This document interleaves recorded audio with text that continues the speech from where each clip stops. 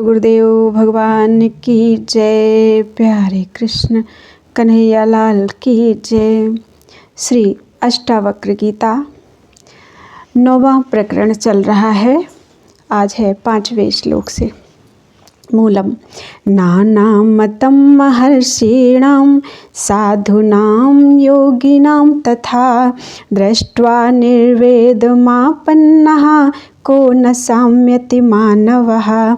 हे शिष्य, तर्कशास्त्र को और कर्म कांड में निष्ठा को त्याग करके केवल आत्मज्ञान में ही निष्ठा करना चाहिए, ताकि तर्कशास्त्रादिक सब बुद्धि के भ्रम क्योंकि तर्कशास्त्रादिक सब बुद्धि के भ्रम करने वाले हैं। गौतम आदिकों के जो मत हैं वे वेद और युक्ति प्रमाण से विरुद्ध हैं, केवल भ्रम जाल में डालने वाले हैं। गौतम आदिकों के मत पर चलने वाले नैयायिक ईश्वर आत्मा और जीव आत्मा दोनों को जड़ मानते हैं और ज्ञान इच्छा आदिकों को आत्मा का गुण मानते हैं। फिर ईश्वरात्मा के गुणों को नित्य मानते हैं, जीवात्मा के गुणों को अनित्य मानते हैं और सारे जीवात्मा को व्यापक मानते हैं। आत्मा के संयोग को ज्ञान के प्रति कारण मानते हैं, परमाणुओं से जगत की उत्पत्ति मानते हैं, फिर परमाणुओं को निरवयव मानते हैं। प्रथम तो जीवात्मा और ईश्वरात्मा जड़ नहीं हो सकते हैं, क्योंकि सत्यम ज्ञानम अनंतम ब्रह्म। आत्मा सत्य रूप, ज्ञान स्वरूप और आनंद रूप है। इस श्रुति के साथ विरोध आता है। दूसरा, दोनों ईश्वर आत्मा की जड़ मानने से जगदांध प्रसंग होगा।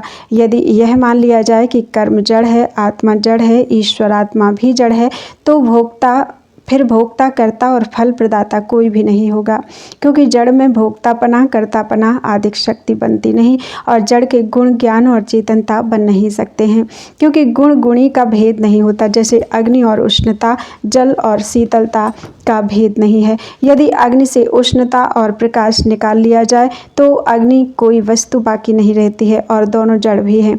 जैसे अग्नि के स्वरूप उष्ण और प्रकाश हैं, वैसे ज्ञान और चेतनता भी दोनों आत्मा के स्वरूप ही हैं, आत्मा के धर्म नहीं है, क्योंकि गुण गुणी भाव आत्मा में कहीं भी नहीं लिखा है और चेतनता का जड़ का धर्म है।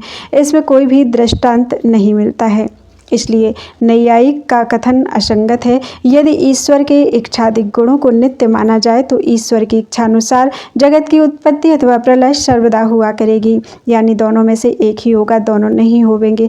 यदि यह माना जाए कि दोनों कभी प्रलय कभी सृष्टि, तब ईश्वर की इच्छा अनित्य हो जाएगी।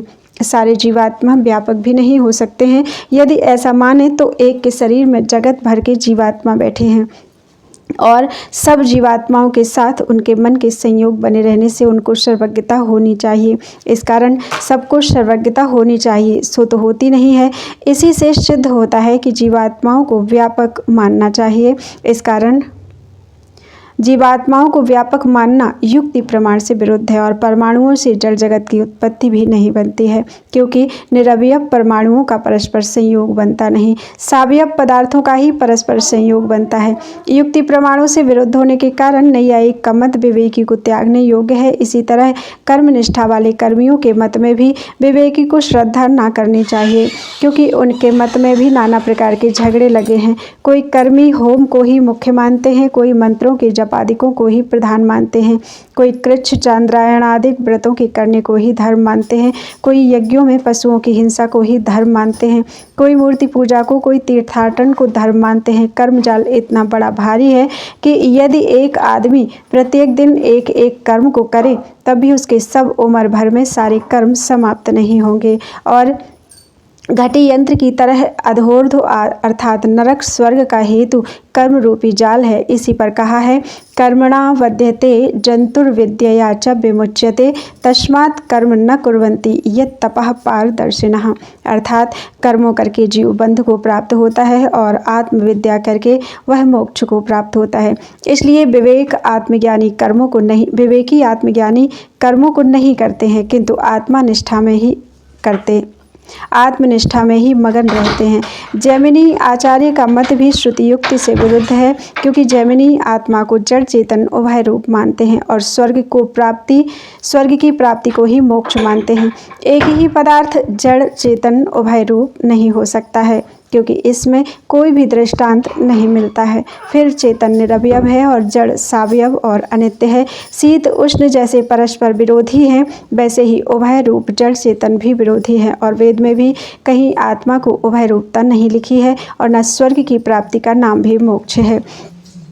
तद्यतेह कर्मचितो लोकः क्षीयत एवामुत्र पुण्यचितो लोकः क्षीयते।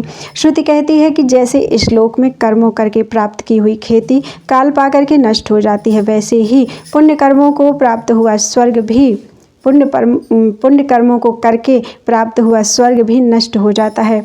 इन श्रुति वाक्यों से स्वर्ग की अनित्यता सिद्ध होती है और जब स्वर्ग ही अनित्य है तो मुक्ति भी अनित्य अवश्य होगी। इस वास्ते जैमिनी का मत आत्मज्ञान निष्ठा वाले को त्यागना चाहिए। मूलम कृत्वा मूर्ति परिज्ञानम चैतन्यस्य न किं गुरुः निर्वेद समतायुक्त्या यस्तारयति संश्रुतेः।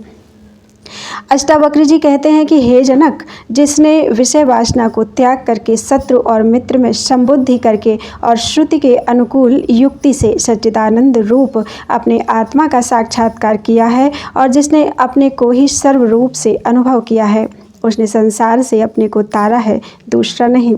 हे जनक, तुम अपने ही पुरुषार्थ से मुक्त होगे, दूसरे करके नहीं होगे। प्रश्न: संसार में लोग कहते हैं कि गुरु शिष्य को मुक्त कर देता है, आप उसके विरुद्ध ऐसा कहते हैं कि शिष्य अपने पुरुषार्थ से ही मुक्त होता है, यह क्या बात है? उत्तर: हे प्रियदर्शन, संसार के लोग प्रायः करके अज्ञानी मूर्ख होते हैं। वे शास्त्र के तात्पर्य को और गुरु शिष्य शब्द के अर्थ को नहीं जानते हैं, क्योंकि वे कामना करके होते हैं। जैसे कि मुसलमानों ने मान रखा है कि पैगंबर हमको पापों से छुड़ा देगा, एवं जैसे ईसाइयों ने मान रखा है कि ईसा हमको पापों से छुड़ा देगा, वैसे ही और भी संसारी लोगों ने मान रखा है कि गुरु हमको पापों से छुड़ा देगा।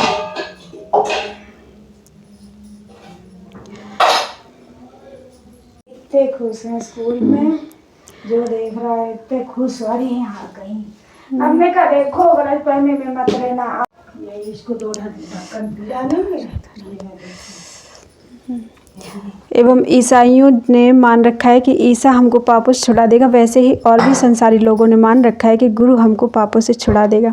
ऐसा उनका मानना दुख का जनक है, क्योंकि वेद और शास्त्र में कान में मंत्र फूंकने वाले को गुरु नहीं लिखा है, किंतु जो अज्ञान और ज्ञान के कार्य जन्म मरण रूपी संसार से आत्मज्ञान उपदेश करके छुड़ा देवे और चित्त के संशयों को दूर कर देवे, उसका नाम गुरु है। मंत्र फूंकने वाले का नाम गुरु नहीं है। श्री रामचंद्र जी ने वशिष्ठ जी के प्रति हजारों शंकाएं की थी, और जब सबका उत्तर वशिष्ठ जी ने देकर राम जी को संशयों से रहित करके आत्मबोध करा दिया, तब राम जी ने वशिष्ठ जी को गुरु माना। अर्जुन ने श्री कृष्ण जी के प्रति हजारों शंकाएं की। जब अर्जुन को भगवान ने विराट रूप दिखाया, तब उनको अर्जुन ने गुरु माना।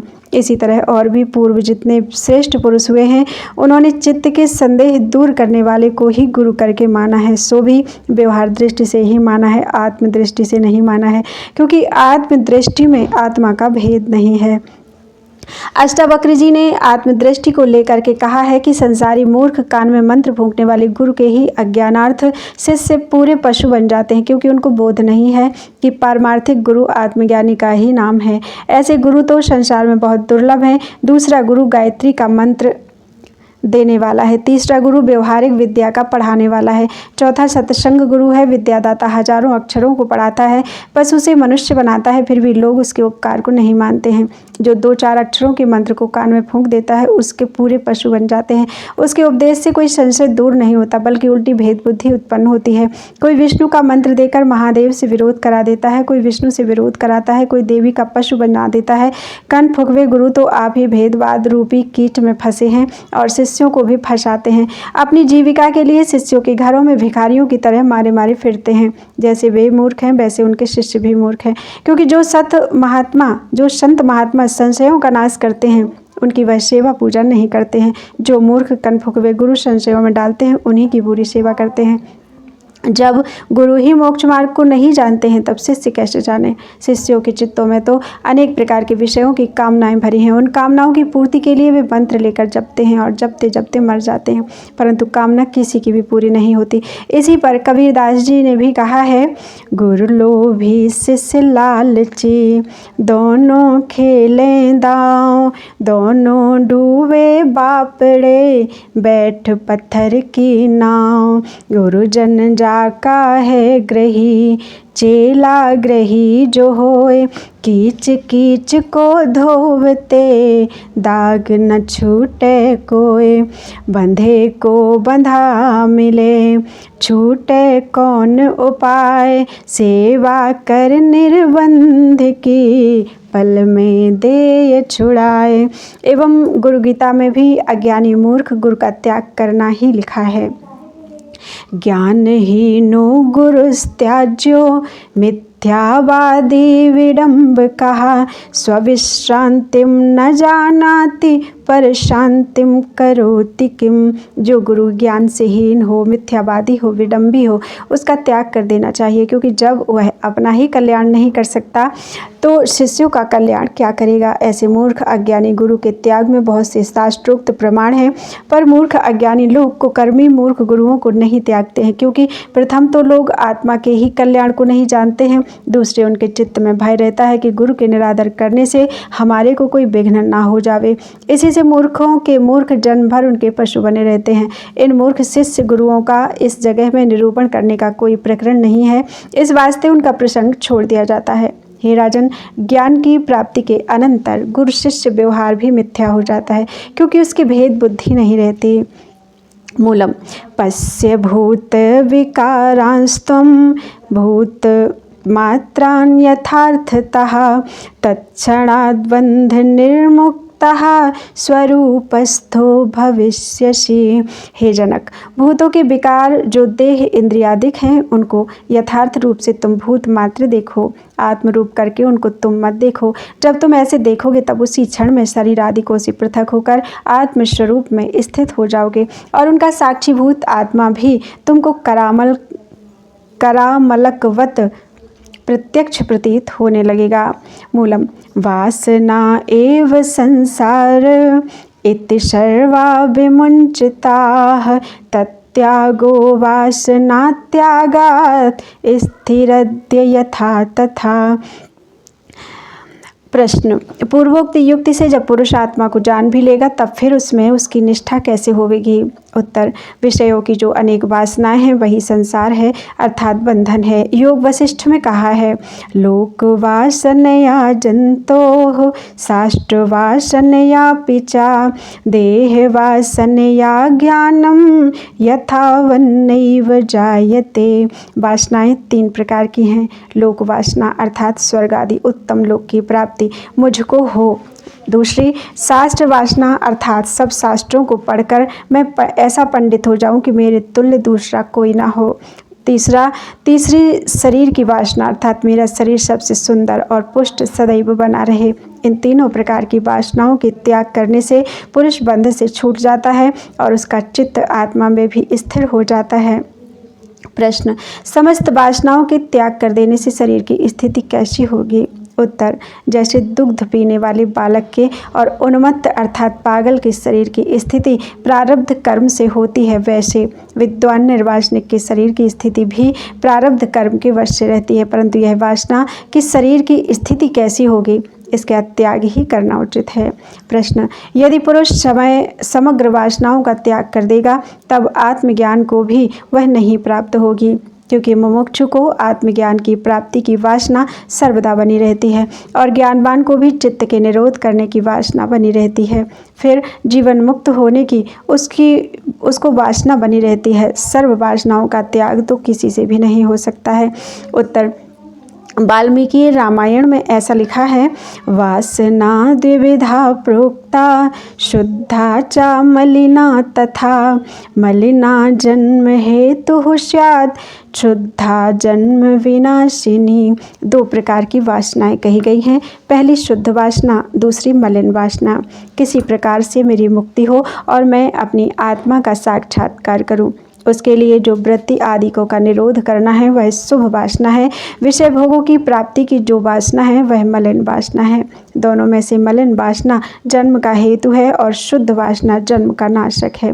जो चतुर्थ भूमिका वाला ज्ञानी है और जो मुमुक्षु है उनके लिए शुभ वासना का त्याग नहीं है किंतु अशुभ वासना का ही त्याग है, क्योंकि विदेह मुक्ति में आत्मज्ञान की ही प्रधानता है। शुभ वासना का नाश उपयोगी नहीं है, परंतु जीवन मुक्ति के लिए समग्र वासनाओं का त्याग और मन का भी नाश और आत्मज्ञान ये तीनों उपयोगी हैं।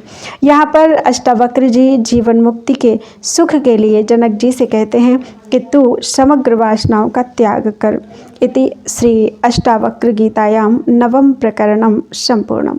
बोलो वृंदावन बिहारी लाल की जय। त्वदीयं वस्तु गोविंद तुभ्यमेव समर्पये। तेन त्वदङ्घ्रि कमले रतिं मे यच्छ शाश्वतीम्।